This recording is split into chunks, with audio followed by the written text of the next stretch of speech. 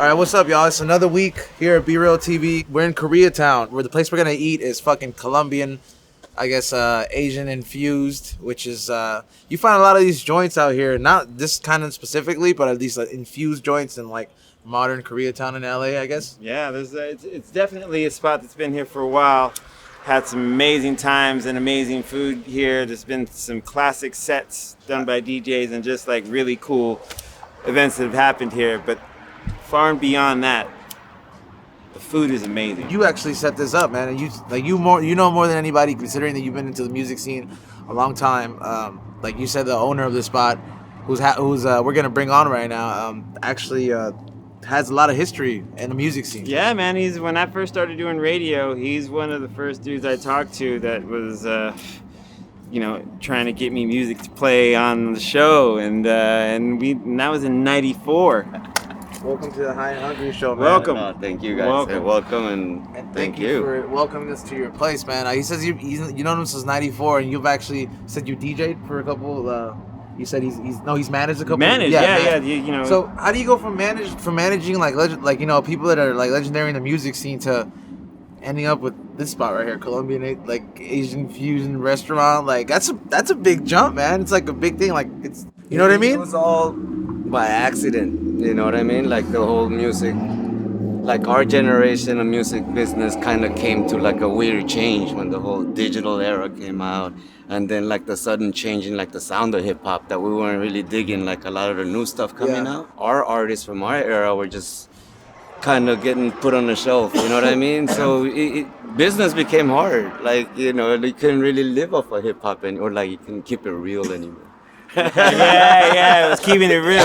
The main group, the longest run was Executioners, the DJ group. Yes. Yeah, so I was always into DJing, so that was like, a blessing to work with those guys. Rock Raider. Yeah, and I got to tour the world, first time traveling overseas was because of them, Colombian food, is that something that you always was a favorite of yours? Or this was like the whole restaurant thing was never planned. It was sort of like not knowing what to do next. I was raised in Colombia. Oh shit. Yeah, that's like by culture, like by heart, I'm more Colombian than Korean. I was born in Korea, but my family moved there when I was about a year and a half. I was a baby. So Colombia is like my whole childhood. Like if you walk around downtown and you never seen like an Asian person speak Spanish, yeah, you got like that shit'll fuck you up. If you're like in the you Midwest. Can't be talking shit about us like that in Spanish. You never know. It's like motherfuckers will know. You know what though, man? It's like I always knew that shit because like when I was younger, like I grew up in apartments, and it's like before like the riots kind of happened.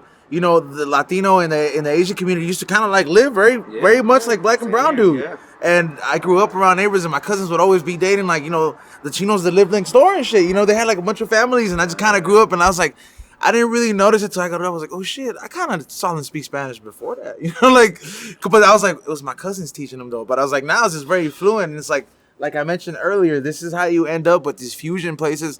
Like this is a one-to-one. I never ate Colombian food. Number one, been a Colombian restaurant, and then alone it's like Asian infused, and their drinks like there's a Colombian necktie. You have a lot of dope events here at night. Like you can come eat food here during the daytime, but you actually like you never let that love for music that you got like kind of like die out in a sense, because you have some legendary people DJ here. There is that group of individuals that very much preserve that hip hop culture, and for those of you guys, and I know a lot of them are subscribers of BREALTV, which are watching this show through our channel right now. This is a spot if you want to come to LA, like specifically motherfuckers like you, Jeffro, and I point you out specifically because you're always sending me records that I got to research to fucking know who it is, but it's it has to do with like the real hip hop shit. So people that really got love for this hip hop shit, this is one of the like legendary places you might want to check out. And it's not because you want to come in here and eat and like the Colombian thing. It's like, nah, man, this the guy behind it right here, man. It's like this guy 30 years into a resume, like right here. It's like, man, you got walking history here. Like some of these people they ain't doing it no more. And it's like you've lived it. You obviously a stoner. What do you like smoking? Kush, I'm an OG Kush guy. Just the old thing. But I wish I could find some of the like 1982 like bright green indica. It was just indica back then. Right, yeah. Or Thai stick. Thai stick, chocolate Thai. I remember that's that. I wish I could find some of that. Man, that'd be great. That's the OG description right there. When you talk to somebody, they say it's like, so what do you like smoking? They're like the Kush, the OG. I'm like, oh shit, that's they know. usually the places we go, we have like 1 or 2 things that we're like, all right, this is kind of what I want. But like, it's very few times where I'm like, I kind of want to try 4 things. Yeah. They have this thing called the Colombian Necktie, and the last time I heard that was Scarface. So I'm like, that's how I learned what it was. But just right off the bat, for me, I think I'm gonna have to fuck with the Fritos, mac and queso. It says homemade Fritos. I've made homemade tostada chips, but never Fritos. So just off the bat, I'm already intrigued. Just that's some stoner shit. They have the platters, right? Which is the bandejas.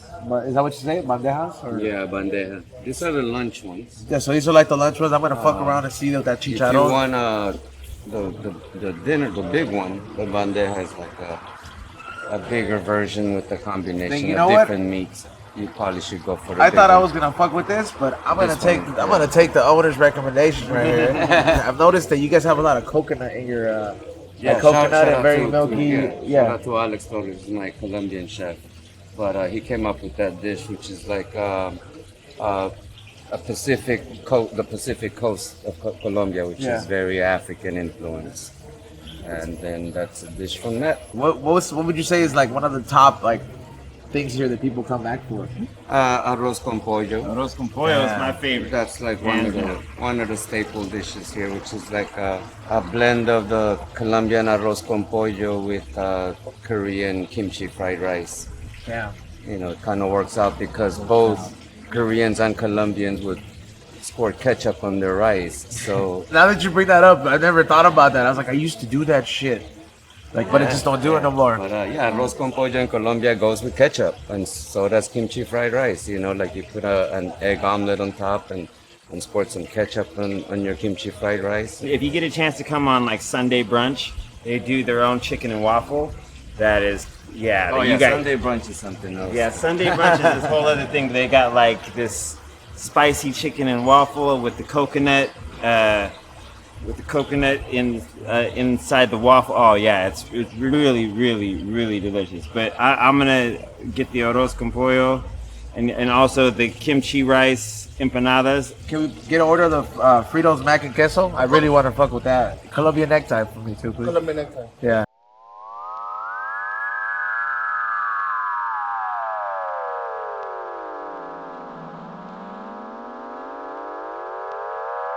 That's a buñuelo, a Colombian buñuelo, a mini version. You know how like when you make in the quesadilla and the cheese starts to ooze outside? It's like if you covered bread with the cheese getting all crusty on it. This tastes dank. I would eat this for breakfast, but I would also gain 10 pounds. Yeah. You know, I think the drinks are here. Number one, he thought you're an alcoholic. Look who's back on the wagon, guys. Hey, you asshole. Cheers. Hey, Colombian necktie tastes really good, man. I just had sacrament. It was bread and like alcohol. It doesn't make me. I don't know. Colombian necktie is a pretty fucked up thing to call something, but if you've ever seen one, but this is, it's kind of the opposite of a Colombian necktie. It's really good. It's almost like an old fashioned. Yeah, it's like I would say it's very much like an old fashioned. It's our version of an old fashioned. See, I know your alcohol, people. I shouldn't even be so proud of that, but you know. But yeah, there you go. I would go with this one just because I like the cognac. I prefer a good cognac, but a whiskey's been around there. What about the coffee? Look at that. It looks like grandma made that coffee. Instant coffee is like pretty common in Colombia, more than whole bean. You don't go through the whole grinding the coffee at home. It's not like the Cuban coffee. It's just very no, the coffee. Most people just do the instant coffee, and it tastes just as good or even better sometimes. The kimchi empanadas. Kimchi empanadas. Oh yeah. There's rice in there. Look at that. I'm gonna take this one right here. Now sure, Ray. Look at this little knife. Look at that. Look at it closely. Look at it closely. Okay, it might not be gluten free, but the fact that it's vegetarian or something like that. Number one, Razzie appreciates stuff like that. And people always ask me, how do some vegetarians get so fat? By eating stuff like this, I'm sure. You gotta dip it. You gotta pour the sauce on there like this. Mm-hmm. Like special sauce. Cheers. Yeah, who thought of this? Were they high? This tastes great. My God. Jeez. This is almost like whatever. No, it was just because people were wanting more vegetarian options, and I figured empanada is like the most common Ready thing. for the main? Oh yeah. You know? Arroz con pollo. There it is. Bandeja platter that we have. Damn, what the fuck did your like lunch portion look like right here? That's the normal portion. Here. Just off GP. I'm glad you kept that on the menu. On the way to work, if I can skip 30-minute delay, I'll come kick it here and eat some of that. That's good, right? That's definitely Stoner recommended. I fuck with this right here. What did you get for your main course, Jimenez? I got the arroz con pollo. With the huevo on top? With the huevo on top, dog. Look at that. This is homemade right here. The thickness of this. You got the chicharrón, you got the salsa, you got the plátanos, aguacate, and you say you had just throw a little Korean side in there. You got the little ribs in there. And you got the egg and the frijoles. Get yourself a nice platter like this so you can go ahead and share. This is, I don't care if you're on a date. I don't care if you're taking your mom out, you're taking your kids out. This is perfect. You come in here, this is convenient, bro. In LA, it's expensive as fuck, man. I come from the days of $6.99, $7.99. Don't you miss those days? Alright. Fritos mac and cheese. The perfect blend in texture with the Fritos. Then the Fritos are homemade in here, right? House made? Yeah. Not super good. Now, Oh, do they taste like Fritos? No, they don't. They're like gourmet Fritos, not like. yeah, it's like the texture, and I can definitely tell it's the texture of it. Nice. I'm gonna fucking want to try a chorizo. No, I'm sorry, the chicharrón. You gotta do it with the tortilla though. You gotta dip the tortilla in here real quick. Well, that's an arepa, not a tortilla. What- Well, what- that's, what- an arepa is An arepa is a Colombian tortilla? For a Colombian, it is like a tortilla. It just looks like a fat tortilla. I'm sorry, my grandma makes them just dinner. It's And- white corn flour. White corn flour tortilla. Well, what is it? Arepa? Arepa. Arepa. Look at that. It's a little moist on the inside with the chicharrón and the salsa right here on top.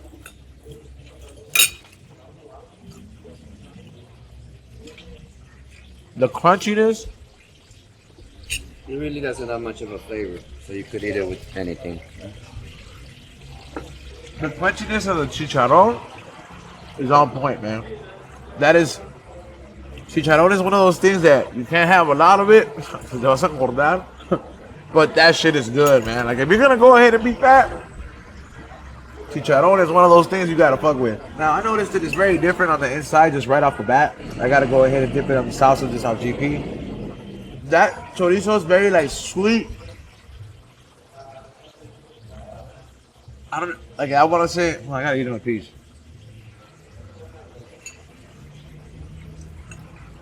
It's way different than the Salvadorian traditional chorizo. I want to say the seasoning is completely different. A lot of herbs in it. Yeah, it has a lot of very big, but not an herbal taste. You can definitely taste the meat that's been seasoned by the herbs, and that tastes bomb. That tastes really great.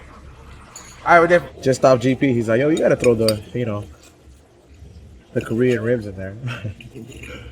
Just the filler, man. You know what I'm saying? Like, you're like, yo, man, gotta represent.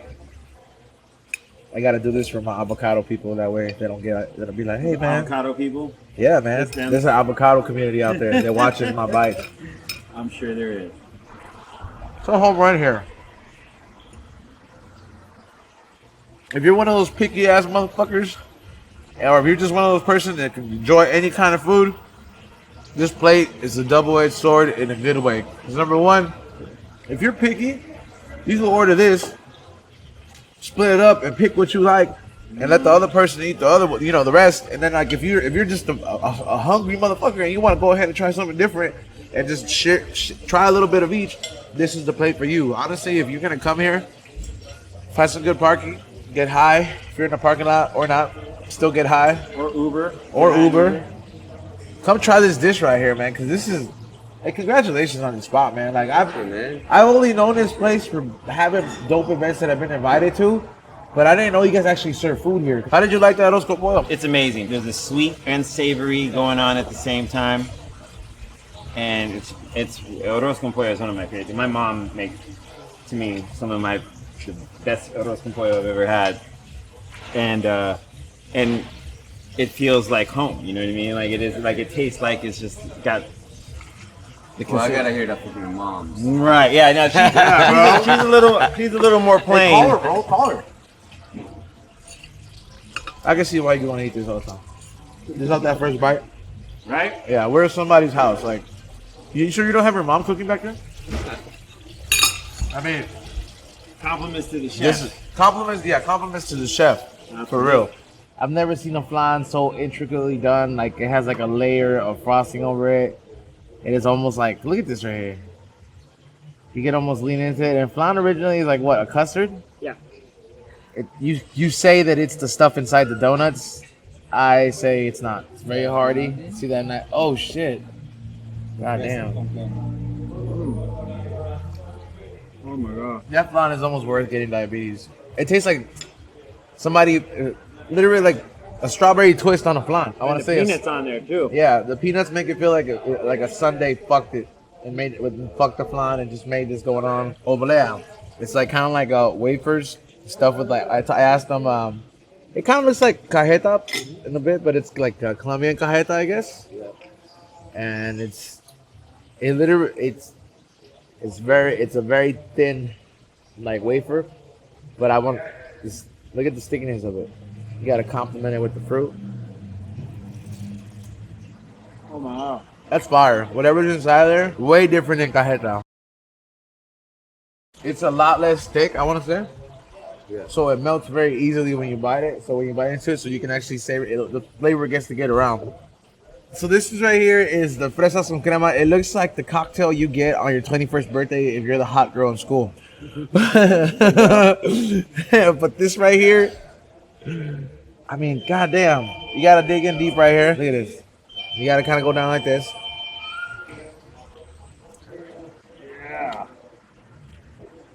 That is literally the type of crema that goes on a birthday cake that you buy from the Korean bakery. This is the taste that B-Real was talking about when we were weed tasting, and he said it tasted like crema. Yeah. That is what that weed tasted like. Yeah, one of the tastes that's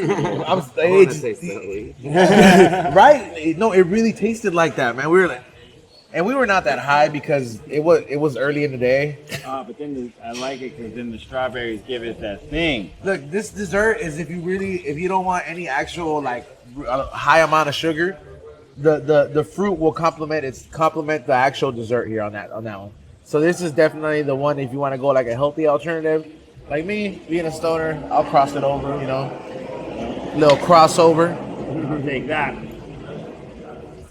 I wonder he's all calm about everything. He's like, yeah, I know my spot is great, man. I'm just high. I mean, props to you, and I definitely, you know, I definitely will be back. We usually take some home. It's a good sign. We usually take some home. Like me and him won't even finish full meals. Like we'll be like, nah, it's enough. Nah, we ate everything here is banging. Make sure you follow number one. Make sure you follow their Instagram account at the bottom. Hit that thumbs up or thumbs down if you want to be an asshole. So hit that subscribe. Hit that share button and leave a comment or two, man. We'll be back here. Also, the new High and Hungry candles have dropped. The second scent from the High and Hungry Collector's Edition is the Brownie Delight. Make sure you check that out. That's at flavorsbyezone.com. And one of the glass blowers who makes the prizes made this pipe out of funky fill tips.